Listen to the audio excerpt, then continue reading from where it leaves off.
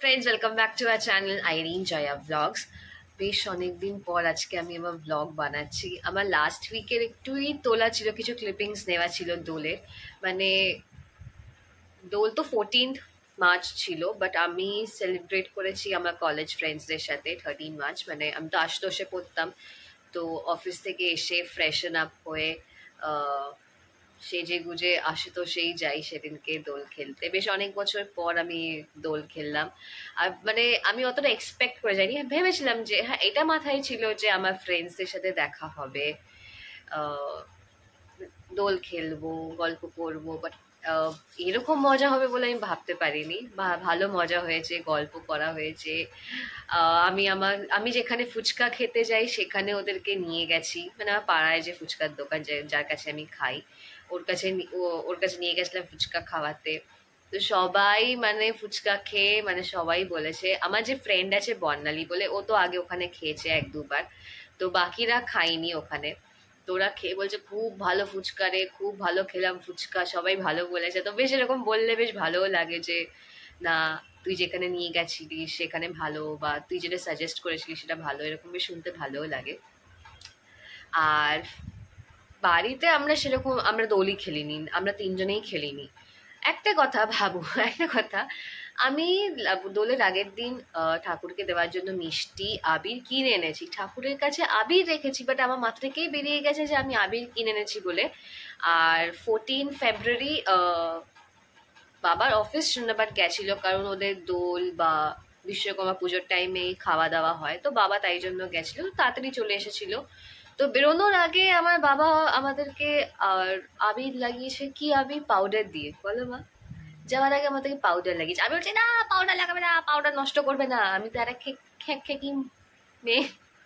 তারপর পাউডার লাগিয়ে আমরা দোল সেলিব্রেট করেছি। আমার কাজিনকে বলছি তোর বাবু মামা এরকম করেছে, বলছে হ্যাঁ। আমি বলছি ভাব আমি নিজে আবির কিনে এনেছি, আমি নিজেই ভুলে গেছি। তারপর মা পরে বলছি যে পাশে ঘরে চলে যাও, যে আবির কিনে এনেছে। তারপর ছাড়ো, থাকুক, সেই আবির এখন ঠাকুরের কাছেই রাখা আছে। তো আপনারা দেখে নিন কিছু কিছু ক্লিপস যেটা তুলেছি, তারপর আপনাদের সাথে দেখা করছি। ও এখন আরুন আইসক্রিম খেয়েছে, ওটা ফেলতে যাচ্ছে। শোন, আমরা না বড় লোক না, ঠিক আছে? এখন আমি বড় লোকটা হইনি, আগে হই, তারপর আমার নতুন হোয়াইট কাপড় পরবো,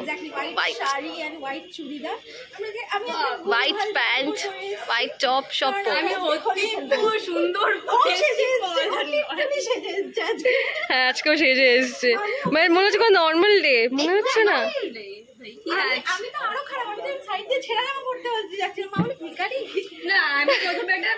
কাজের বাসি এটা গোল্ডেন আর চারটে তিনটে সবুজ না, আচ্ছা সবুজ না বাড়িতে, বাট মোহনবাগানের এতে সবুজ পর্যন্ত আছে, মেরুন এটা সবুজ ঢুকবে না, আর গেরুয়া ঢুকবে না। রং দে তুমোহে গেরুয়া একদম চলবে না, গেরুয়া ফেরুয়া চলবে না। আমার গেরুয়া কি এনেছি তুই বাগান সাপোর্টার হই, বেরিয়েছি পেছন থেকে কেন বেরিয়ে সামনে থেকে বেরোতিস? হ্যাপি হোলি, পেছন দিয়ে বেরোন না, সামনে। Happy Holi, thank you. দাঁড়াও দাঁড়াও, দেখ আইরিন আমাকে লাল আবির মাখাচ্ছে। আসো তো এইবার তো না না না, এ বাবা তুই কি বিয়ে করছিস? না ভাই, ও শুরুটা মুখটাই তো। ভাই কার পকেটে তোমার ফোনটা রাখো, সুন্দর করে মাখো। Happy Holi, happy Holi, happy Holi. ভদ্রভাবে লাগিয়ে দিলাম, এনো তোমাকে। ভদ্রভাবে লাগানো হবে। ভাই আমার ফোনটা তো ফ্রিজে রেখে দিচ্ছিস নাকি? না না, আমি সবে নিয়ে এসেছি। চুল না ভাই, চুল না। ওয়াও, চশমাটা খোল ভাই, চুলে দিবি না। এই যে গেরুয়া বার করছি। আরে রং দে তো মোহে গেরুয়া কর। তুমি কথা বলো, আমি বললো ভাই আয় তোকে একটু গেরুয়া মাখাই। ব্যাকগ্রাউন্ডে কি গাইবো রং দে তো মোহে গেরুয়া? ওসি বাস ফোন করে বললেন আপনি যা করছে না। কিভাবে ছোট লোকের মতো। তুই কিভাবে প্রেফার করবি বল? এই হলুদটা খুব সুন্দর কালার তো ম্যাচিং। দুদি চশমাটা খোল না, চশমাটা খোল। এই ওর সাথে ম্যাচিং খোল, চশমাটা খোল। Yes. না ঠিক দিন চলে এসে ভাই যারা করছে সেটা তাদের তো আপনারা দেখলেন যে আমরা কি করলাম না করলাম, কিরকম ভাবে সেলিব্রেট করেছিলাম না করেছিলাম। ভালো গেছে ওভারঅল। অনেক বছর পর দোল খেলেছি, প্লাস দোলেরই দিন 14 মার্চ জেইউতেও যাওয়ার কথা ছিল, বাট আমি যাইনি কারণ ওই দুপুরের দিকে না গাড়ি ফাড়ি তো অত চলে না। বাট আমার ফ্রেন্ড বলেছিল, হিয়া বলেছিল যে তোর যে র্যাপিডো বুক করে দেবো, তুই চলে আয়। বাট না, যেতে ইচ্ছে করেনি। বাট ওরাও মজা করেছে দেখলাম, ওদের থেকেও শুনলাম গল্প, ওরাও বেশ ভালো মজা করেছে। ঠিক আছে, ভালো একদিক থেকে, সবারই মজা করা উচিত।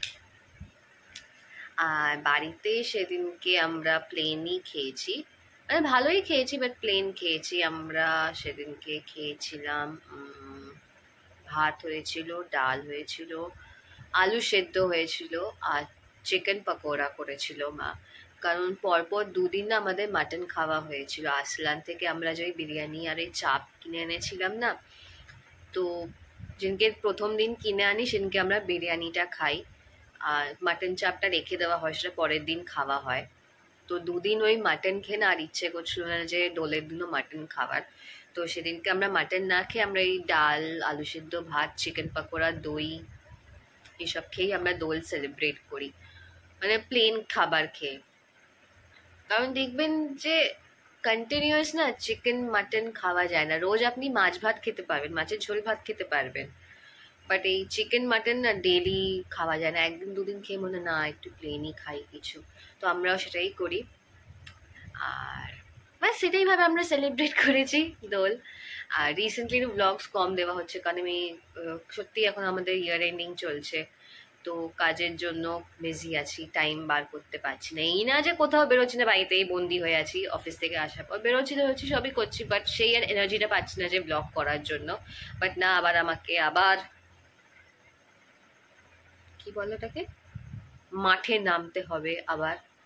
একটু এই কাজের এটা ঠিক হয়ে যাক, তারপর থেকে আবার ডেলি যেরকম ব্লগস দিতাম সেরকম ব্লগ দেব। আর আজকেই জানতে পারলাম যে 30th মার্চ সিকান্দার রিলিজ হচ্ছে। সালমান খান যে কেন কোনো প্রমোশন করছে না বুঝতে পারছি না। আর কি বলবো ওকে নিয়ে, এইগুলো না রাগ ধরে। ফ্যান ঠিকই, বাট যেটা ভুল করছে সেটা খুবই ভুল করছে। কেন প্রমোশন করছে না সিকান্দারের? আর বাকি ওই কন্টেম্পোরারিজদেরকে দেখুন, যখন অন্য কোনো মুভিজ আসে বা কিছু হয় তখন মানে তার 5-6 মাস আগে থেকে ওরা প্রমোশন শুরু করে দেয়। আর এই সালমান খানকে যে কি বলবো না, এক এক সময় রাগ ধরে, মনে হয় গিয়ে মুম্বাইতে গিয়ে গ্যালাক্সি অ্যাপার্টমেন্টে ঢুকে গিয়ে ওকে বকে দিয়ে আসি। বাট যাই হোক, যা দেখতে যাওয়ার ইচ্ছে তো ঠিকই দেখতে যাবে, কেউ কাউকে আটকাতে পারবে না। স্পেশালি সালমান ফ্যানরা তো যাবেই। 30th মার্চ নাই যেতে পারি কারণ হিয়ার এন্ডিং চলছে, তার কিছুদিন পর ঠিকই যাব দেখতে সিকান্দার, আমি আর মা, কারণ আমরা দুজনেই তো সালমান ফ্যান। আর বেশি আর কথা বলছি না, ব্লগটাকে এখানেই এন্ড করছি। যদি আপনাদের ব্লগটা ভালো লাগে তো প্লিজ একটা লাইক করে দেবেন। আবার দেখা হবে খুব শিগগিরই নতুন একটা ব্লগ নিয়ে। Till then by.